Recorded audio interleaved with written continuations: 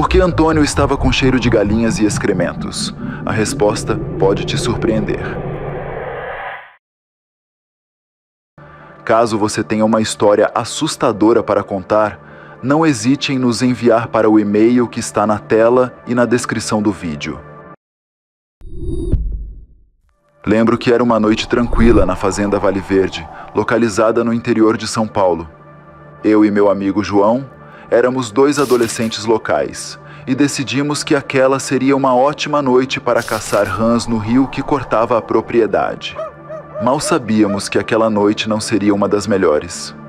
Meu nome é Pedro e desde pequenos eu e João tínhamos o hábito de caçar rãs.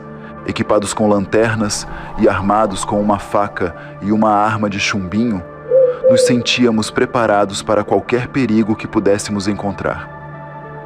Chegamos ao rio por volta das 10 da noite, rindo e conversando baixinho para não assustar as rãs.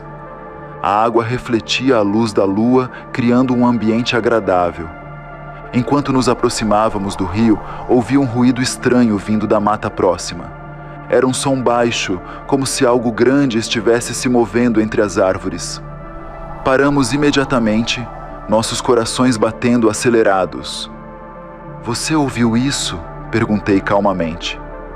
"Ouvi, deve ser uma jaguatirica", respondeu João, embora não estivesse tão seguro disso. Ambos nos viramos em direção ao som, inclinando-nos levemente sobre o rio, prontos para reagir a qualquer movimento. Segurei firmemente a faca, enquanto João mantinha a arma de chumbinho apontada para a mata. Os ruídos continuaram, ficando mais próximos e intensos. O medo começou a tomar conta de nós, mas nenhum de nós queria parecer covarde. A escuridão da mata parecia esconder algo muito mais sinistro do que uma simples jaguatirica. As árvores balançavam suavemente, e um cheiro forte e desagradável começou a preencher o ar. "Isso não parece uma jaguatirica", sussurrei, meu rosto pálido na luz da lua. "O que fazemos agora?" "Ficamos juntos e prontos para correr se for necessário", respondeu João, tentando manter a calma. Ambos ficamos no meio do rio, com o corpo inclinado para a direção do som, tentando identificar o que se escondia na escuridão. De repente, os ruídos pararam. O silêncio que se seguiu foi ainda mais aterrorizante. Olhamos um para o outro, tentando decidir o que fazer a seguir, quando um uivo profundo e assustador ecoou pela mata. Não era um som comum, mas algo que parecia sair de um pesadelo. Congelei, meu corpo paralisado pelo medo. O uivo parecia estar se aproximando, e sabíamos que precisávamos sair dali o mais rápido possível. "Vamos agora!" gritou João, puxando-me pelo braço. Começamos a correr pelo rio, tentando alcançar a margem oposta onde acreditávamos estar mais seguros. Atrás de nós, o som de passos pesados e respirações profundas indicava que a criatura estava em nosso encalço. Corríamos pelo rio, sentindo a água fria bater nas pernas, mas o som dos passos atrás de nós não parava. Cada vez mais perto, o rosnado profundo da criatura se destacava na mata. Meu coração batia tão forte que parecia que iria explodir. Olhei para João, que corria ao meu lado, seu rosto uma máscara de medo. Chegamos à margem oposta e nos escondemos atrás de algumas árvores, tentando recuperar o fôlego. O silêncio da noite foi quebrado apenas pelo som de nossa respiração ofegante. Pensei em voltar para casa, mas sabia que a criatura poderia estar nos esperando.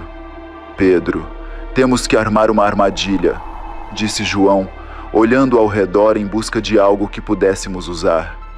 Concordei com a cabeça, mesmo sem saber exatamente o que fazer. Vimos a velha cabaninha de madeira que os funcionários da fazenda guardavam algumas coisas não muito longe dali. Talvez pudéssemos nos esconder lá e encontrar algo útil. Corremos em direção à cabana, tentando fazer o mínimo de barulho possível. Ao entrar na cabana, fechamos a porta e empilhamos alguns sacos de adubo contra ela. Vasculhamos o lugar e encontramos algumas ferramentas enferrujadas e uma velha espingarda. Não tínhamos certeza se ainda funcionava, mas era a nossa melhor chance. "Vamos tentar usar isso", disse João, segurando a espingarda. Você fica com a faca e o chumbinho. Eu vou tentar acertar a criatura se ela entrar. Concordei, sentindo medo e esperança. Posicionamo-nos estrategicamente. O silêncio era nítido. De repente ouvimos um barulho do lado de fora, passos pesados se aproximando. O rosnado voltou, mais forte e próximo. A criatura estava aqui. Meu coração disparou enquanto levantava a arma de chumbinho, apontando para a porta. A porta foi arrombada com um estrondo e a criatura entrou, seus olhos brilhando com um ódio feroz. João disparou a espingarda, mas o tiro apenas pareceu irritar ainda mais o lobisomem. Eu disparei a arma de chumbinho, acertando seu braço, mas o impacto foi mínimo. A criatura avançou, e tudo o que eu conseguia pensar era que aquele seria nosso fim. João tentou recarregar a espingarda, mas era tarde demais. O lobisomem estava quase em cima de nós. Num impulso desesperado, agarrei a faca e me preparei para o ataque. Foi quando ouvi um som inesperado, uma série de latidos frenéticos. Os cães da fazenda, atraídos pelo barulho, chegaram em nossa defesa, atacando a criatura com tudo que tinham.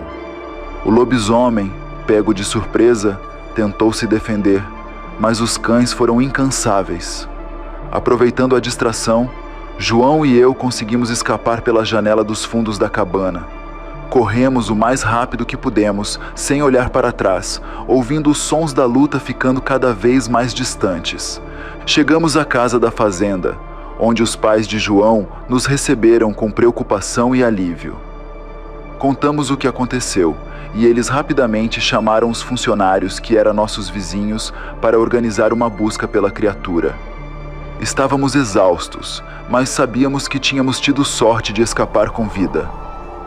Após a nossa fuga desesperada, a fazenda virou um verdadeiro centro de atividade. Vizinhos e amigos se juntaram para formar um grupo de busca, mas apesar de seus esforços, a criatura não foi encontrada.